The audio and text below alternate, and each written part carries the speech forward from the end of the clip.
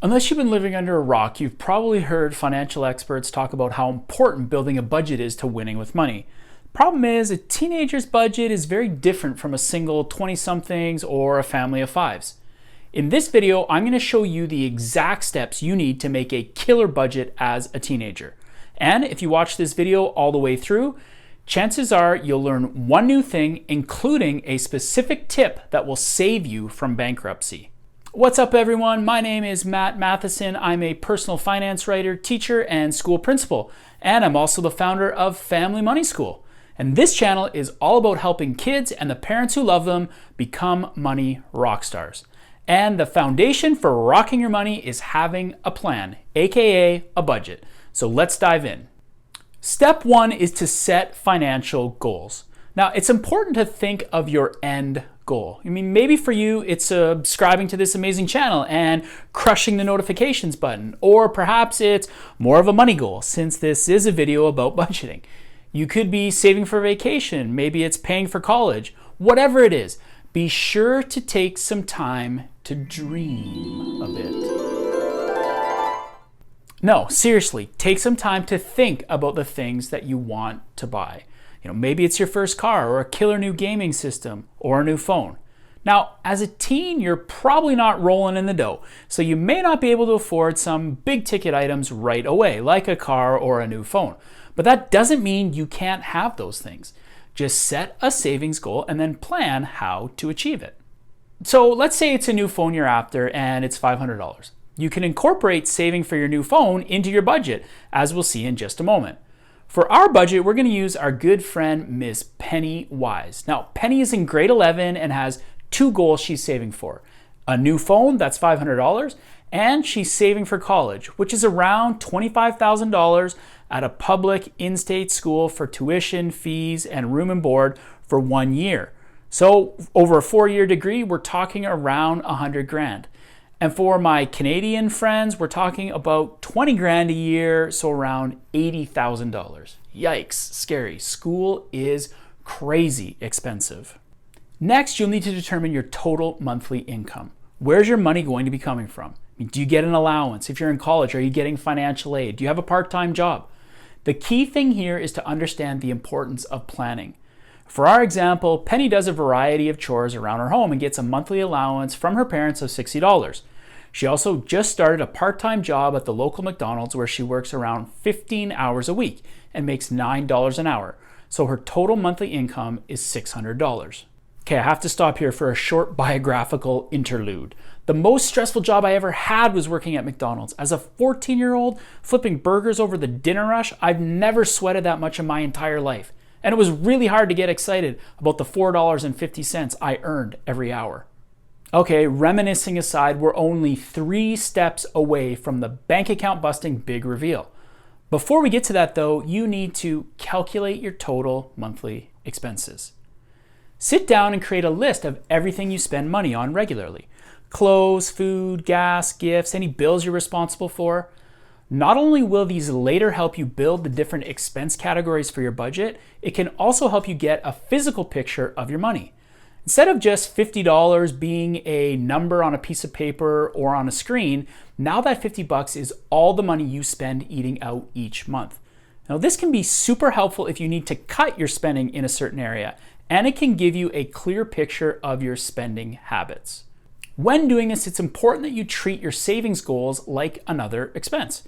Eventually, you're going to set it up so that the money is transferred automatically into separate accounts for each of your savings goals, just like it would be to pay a bill or any other expense. For Miss Penny Wise, you can see a list of what she spends her money on. Notice at this point, there are no dollar amounts listed. She's just jotting down what she's spending on. You can see what she came up with here. Next, determine your different expense categories. For Penny, she realizes she doesn't need to have separate categories for eating out, snacks, and Starbucks. Instead, she combines these different expenses into one larger category called food.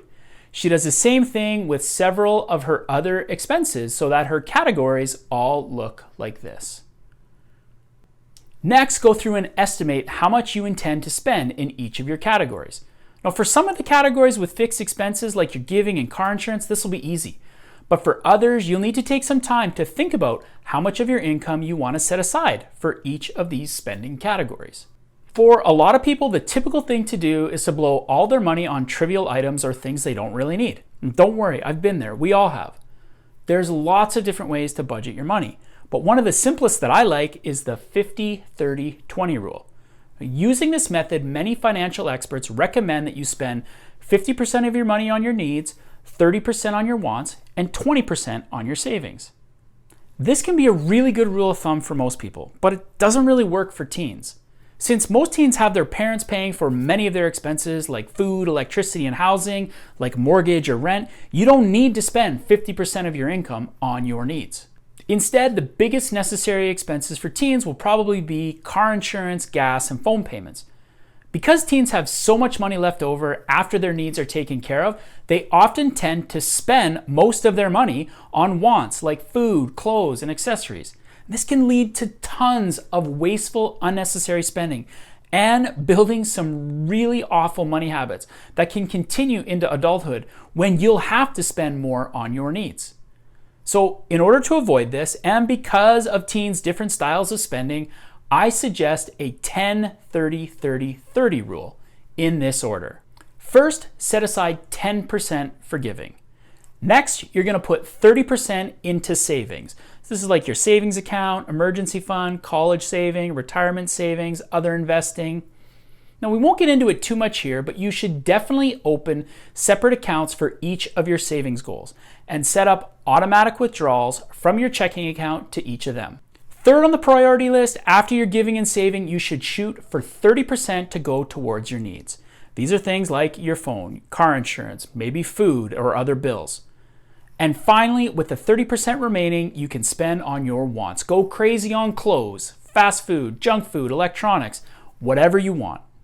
And now it's time for a financial interlude. Okay, let's chat quickly about emergency funds. Emergency funds are exactly what they sound like. Savings funds that are set aside to pay specifically for emergencies. For you, this could be a car repair, replacing or repairing a damaged computer or phone, or paying for a speeding ticket in your mom's minivan. I have to tell you, I was so cool with the windows rolled down, cranking them down, the FM radio blasting. Now, as you get older, the potential emergencies will get bigger, with everything from major house repairs to medical expenses and loss of income. Having an emergency fund not only protects you from mountains of debt and potential bankruptcy, but it will give you the peace of mind to sleep like a baby at night. Most experts suggest having an emergency fund of between 3 and 6 months worth of living expenses. So if we take a look at Penny, her only expenses that are absolute necessities are her gas and car insurance, totaling $162 every month. Now in a worst case scenario like losing her job, she could temporarily cut everything else down to zero and be okay. So for her, she should have $162 times 6 months or $972. Now, if she's saving 60% of her income like I recommended, then she would be depositing $180 a month into her savings account. It would only take her 6 months to reach the point where she had enough in her emergency fund to cover the expenses. After that, she can start saving for her phone and college or whatever other goals she decides on. Now, the last thing to remember is that there will be exceptions to these suggested percentages. I mean, sometimes your needs may be way higher than 30% of your income and you won't have any way around it. In those situations, work hard to lower your wants as much as you can. Take the rest out of what you would have put in savings. Just make sure your giving never goes under 10%. Okay, so go through and list how much you intend to spend in each of your categories, trying to follow the 10-30-30-30 model. After doing that, add up all of your projected expenses. This is what Penny's intended monthly expenses initially looked like. She had 10% set aside for giving, which worked out to $60. For her savings, she set aside 30%, or $180. For her needs, she intended to spend slightly under 30%, or $162. When she sat down to look at her spending on wants, it came out to $375. Well over the projected 30% that I recommended. So overall, for her initial budget, it came out to $777. Now, after you've done that, take all of your projected expenses and subtract them from your income. income minus projected expenses. So for Penny, she had a $600 income, subtract the $777 in expenses for a net total of minus $177. Okay, we finally arrived at the critical step to avoid an empty bank account. Now this is super complicated, so pay very close attention. No, I'm just kidding, but for some reason, a ton of people struggle with this. If the number you get is positive, it means you didn't plan to use every dollar of income you'll earn. You've still got some dollars to put to work. In this case, go back and decide which areas you'll bump up your spending in. Now, one strong recommendation would be to use that extra money to bump up your savings. After all, I've literally never heard anyone say, wow, I really wish I had less money in my savings account. If, on the other hand, the number you get is negative, it means you plan to spend more money than you actually make. This obviously is a huge problem. If you don't make the necessary adjustments to cut your expenses or increase your income, it will lead to you going into debt, a very dangerous situation.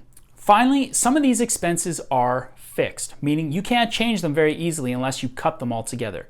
For example, your car insurance is generally not going to change too much, although you could shop around for lower rates. Now, other items are a bit more flexible. Do you need to spend as much on food? Could you eat before you go out with your friends and forego a couple of big meals and maybe just get an appetizer instead? Do you need 3 new shirts every month, or could you get by with just 1? These are the types of decisions money-wise people make every day. Being good with money is all about choices. You can afford pretty much anything, just not everything all at the same time. Now, at the end of the day, you only have a certain level of income. Yes, you're going to work hard to increase it, but you'll always be making trade-offs in your spending. For Penny, with an income of $600 and projected spending of $777, she's got some work to do to trim down her expenses. Now, after a number of hard decisions and some cutting back, she gets her planned budget to balance, as you can see here, with her intended monthly expenses and percentages. As we chatted about before, these percentages are just a guideline. You can see that Penny's expenses are a bit higher in her wants than her needs. That's fine. These aren't hard and fast rules.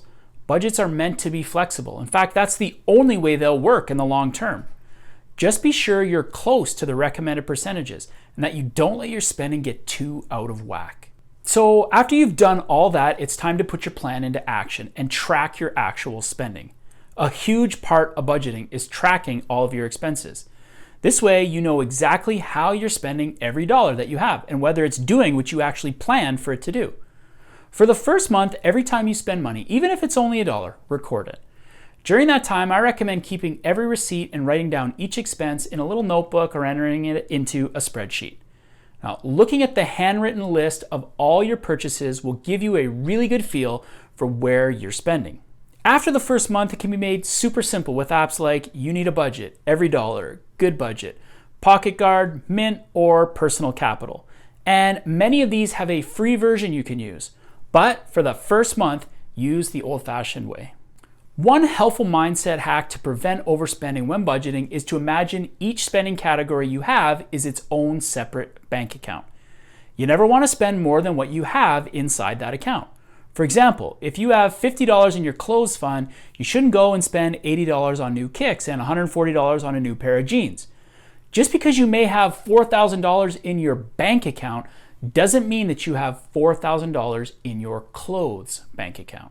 If you happen to not spend all the amount in a category, then simply just carry it over into the next month and start to grow your funds. The whole point of budgeting is to only spend the amount that you allocated for that category. Just think about how much you have to spend on a category and don't go over that unless it's absolutely necessary. If you follow that one simple rule, you'll be saving money like a rock star in no time. At the end of the month, add up all the expenses in your different categories and the overall total expenses. For Penny, her expenses looked like this. Again, 10% to giving, which was around $60. For her savings, she once again set aside $180. She only spent $159 on her needs, and on her wants, she was slightly over the recommended 30%, spending $223, for an overall total of $622, over by $22. Now, when it comes to budgeting, remember that it's a process and not a one-time document. It's critical that you take a look at your budget every month to analyze your wins and losses and make the necessary adjustments. What were the categories where you overspent? Where were you under? Learn from your mistakes and make the tweaks you need. Now, if you overspent in some areas, you'll need to decrease your spending in others. As we talked about before, it's all about making trade-offs. For Penny, she needs to dial back her spending on her wants. Not surprising, since this is what most people struggle with. Then, going forward, simply track your expenses and adjust your numbers as needed. Now, while having a budget is critical to winning with money, it's not the only factor needed to be rich. In the next video, I'll lay out the exact roadmap for how you can start building wealth in your teens, or if you haven't already started, even as an adult. I'll see you there.